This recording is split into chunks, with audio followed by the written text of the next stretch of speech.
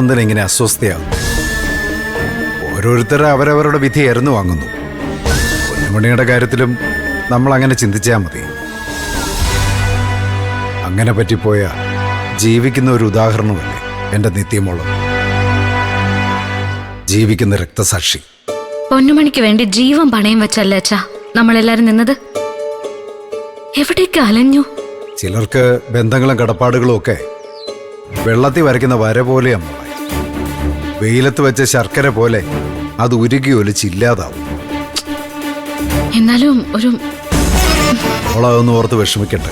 എനിക്ക് രണ്ട് കാര്യത്തിലാ അച്ഛാ വിഷമം. ശരത് എന്ന പേരും കള്ളൻ വീണ്ടും വിജയിച്ചുകൊണ്ടിരിക്കുക. പാവം നിരഞ്ജൻ സാറ് അപമാനിക്കപ്പെടുന്നു. ആ മോള് ഡോക്ടറെ ഒന്ന് വിളിച്ച് അറിഞ്ഞ കാര്യം എന്തായാലും ഒന്ന് പറഞ്ഞേക്കാം. വിഷപ്പല്ലിന് മൂർച്ച കൂടിയ ഇനമാണ് അമ്മാവന്റെ മോളെന്ന് ഡോക്ടറൊന്ന് അറിഞ്ഞോട്ടെ.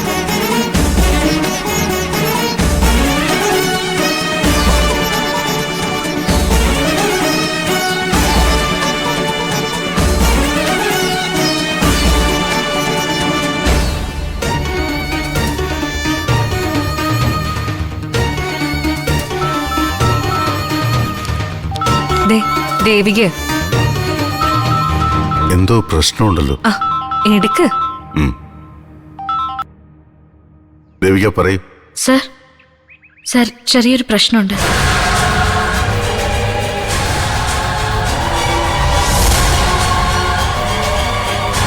എന്താ?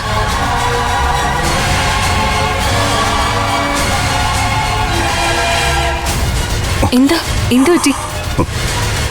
പൊന്നുമണി ചതിച്ചു.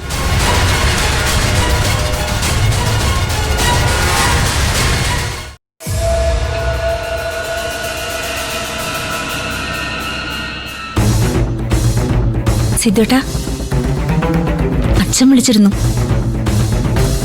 ചന്ദ്രയുടെ അച്ഛൻ ചന്ദ്രയെ വിളിച്ചതിന് ഞാനെന്ത് വേണം? എന്റെ മാത്രം അച്ഛനല്ലല്ലോ. എന്റെ അച്ഛൻ ഇവിടെ തന്നെ ഉണ്ട്. ഈ സിദ്ധുവേട്ടന്റെ ഒരു തമാശ. എന്റെ അച്ഛന് സിദ്ധുവേട്ടന്റെ അച്ഛന്റെ ഒരേ സ്ഥാനമല്ലേ? ഞാൻ ആർക്കും സ്ഥാനവും പട്ടവും ഒന്നും കൽപ്പിച്ച് നൽകിയിട്ടൊന്നുമില്ല. ചില സ്ഥാനങ്ങൾ നേടിയെടുക്കാനുള്ളതാണ്. സിദ്ധുവേട്ടൻ തന്നെയല്ലേ എന്റെ അടുത്ത് അങ്ങനെ പറഞ്ഞിട്ടുള്ളത്? അത് മറ്റൊരാളുടെ ജീവിതത്തിൽ വേറൊരാൾക്ക് അവകാശപ്പെട്ട സ്ഥാനം തട്ടിയെടുക്കുന്ന കാര്യമല്ല. ഉദ്ദേശിച്ചത് എനിക്ക് മനസ്സിലായി. ചന്ദ്ര എന്തിനാ ഇപ്പൊ എന്റെ അടുത്തേക്ക് വന്നത്? എന്തെങ്കിലും കാര്യമുണ്ടോ? ഞാൻ സ്വസ്ഥമായിട്ട് ഓരോ കാര്യങ്ങൾ ചിന്തിച്ചിരിക്കുമായിരുന്നു. ഓ, ദേവികയെ കുറിച്ചായിരിക്കും ചിന്തിച്ചിരുന്നത് അല്ലേ? അതെ. അതിന് ചന്ദ്രയ്ക്കിപ്പോ എന്താ? എനിക്കൊന്നുമില്ല. എനിക്ക് മനസ്സിലാവാത്ത കാര്യം എന്ത് കണ്ടിട്ടാ സിദ്ധുട്ടൻ അവരോട് ഇത്ര അടുപ്പം കാണിക്കുന്നേന്നാ? എനിക്കില്ലാത്ത എന്ത് യോഗ്യത അവൾക്കുള്ളത്? എനിക്ക് പഠിപ്പുണ്ട്, പണമുണ്ട്, ജോലിയുണ്ട്, ബന്ധുബലവും ഉണ്ട്. ദേവികയ്ക്ക് അല്ല, ദേവിക ചേച്ചിക്ക്. ദേവിക എന്ന് പറഞ്ഞാ മതി. അതെ, അവൾക്ക് സമ്പത്തായിട്ട് എന്താ ഉള്ളത്? അച്ഛനും അമ്മയും പോലും ഇല്ല. ദേവികയ്ക്ക് നല്ലൊരു മനസ്സുണ്ട്. കുന്തം. സിദ്ധുവിനോട് അവരെ കാണിക്കുന്നതൊക്കെ നാട്യം. അവരെ സ്നേഹിക്കുന്നതൊക്കെ അവരുടെ അഭിനയ. നാട്യശാസ്ത്രത്തില് ഭരതമുനിയുടെ മുകളിൽ വരും അവര്. അവര് സ്നേഹിക്കുന്നതേ അവരുടെ ഭർത്താവിന്റെ ഹൃദയത്തെ മാത്രം. ആ ഹൃദയത്തിന്റെ ഒരു സെക്യൂരിറ്റി, ആ റോള് മാത്രമേ സിദ്ധുവിന് അവര് തന്നിട്ടുള്ളൂ. സൂര്യകാന്തി പൂ സൂര്യനെ നോക്കുന്നത് പോലെ സിദ്ധുവിന് ഇങ്ങനെ നിൽക്കുന്നു. ആ ഉപമ ആർക്ക് വേണമെങ്കിലും ചേരും. ഞങ്ങളുടെ ഹൃദയങ്ങൾക്കിടയിൽ ഒരു പുഴയുണ്ട് ചന്ദ്രേ. തെളിനീരൊഴുകുന്ന പുഴ. അത്ര പെട്ടെന്നാർക്കും അതിൽ വിഷം കലക്കാനാവത്തില്ല, തടയണ കെട്ടാനും.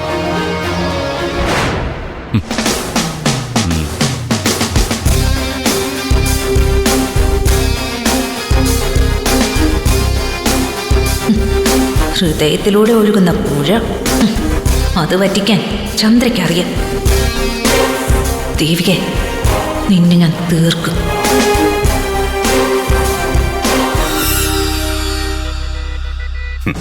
നടേശൻ യുദ്ധം നയിക്കാനെത്തിയ പുതിയ സർവ്വ സൈന്യാധിപൻ. അക്ഷൗണിപ്പടകളുടെ എണ്ണം കൂടുകയാണല്ലോ അക്ഷര. ഇതൊരു പ്ലാൻഡ് ഗെയിമായിട്ടാ എനിക്ക് തോന്നുന്നത്. എങ്ങനെ?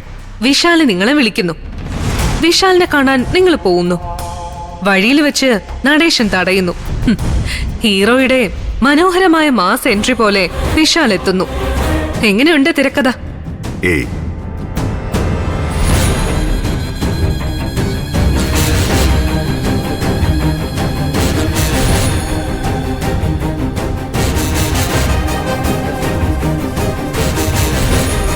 അക്ഷര, വിശാലിന്റെ ഭാഗത്ത് ഒരു കള്ളത്തരം ഉണ്ടായെന്ന് ഞാൻ ചിന്തിക്കില്ല. നിങ്ങൾ ചിന്തിക്കില്ല. എത്ര കിട്ടിയാലും പഠിക്കാത്ത ചിലരുണ്ട്. ആ ഗണത്തിലാ എന്റെ ഭർത്താവും. അവനെ എനിക്കറിയാവുന്നതുപോലെ അപ്പച്ചിക്കോ എന്തിന് ദൈവത്തിന് പോലും അറിയില്ല. സ്നേഹം പുരട്ടിയ അമ്പുകൊണ്ട് എന്റെ ജീവിതം ഏത് വീഴ്ത്തിയവനവൻ. അക്ഷര, അതെ, ശത്രുവിന്റെ കണ്ണീര് എത്ര വീണാലും അക്ഷരയുടെ മനസ്സിലെ പക അണയത്തില്ല. എന്താ നടേശന്റെ കാര്യത്തിൽ തീരുമാനം? എന്ത് തീരുമാനിക്കാൻ? നമുക്ക് സിദ്ധുവുമായിട്ടാണ് ബന്ധവും ഇടപാടും. നടേശൻ കൂടുതൽ വിളച്ചിലെടുത്താൽ ഞാൻ പൂവരണി നിരഞ്ജനാവും. സാമ്പ്രാണിക്കൊടി കായലിൽ വള്ളം തുഴഞ്ഞു നടന്ന എന്റെ തഴമ്പ് ഇപ്പോഴും കൈവെള്ളയിൽ നിന്ന് മാഞ്ഞിട്ടില്ല അക്ഷര. കൂടുതൽ വിളഞ്ഞാൽ നടേശന്റെ വിശ്രമ ജീവിതം വീൽ ചെയറിലായിരിക്കും. നിങ്ങൾ അതിക്രമത്തിനൊന്നും പോവരുത്. നിങ്ങളൊരു ഡോക്ടറാ. അടിസ്ഥാനപരമായി അടിമുടി ഞാനൊരു മനുഷ്യനാ.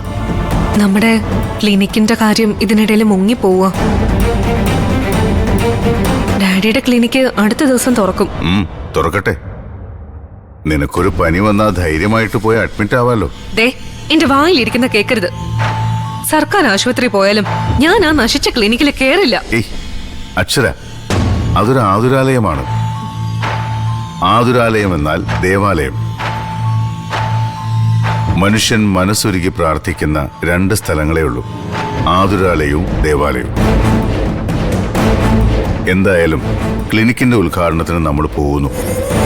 പോണോ? വേണം. ആരാണ് ഈ തങ്കച്ചിയെന്ന് ഒന്ന് അറിയണ്ടേ?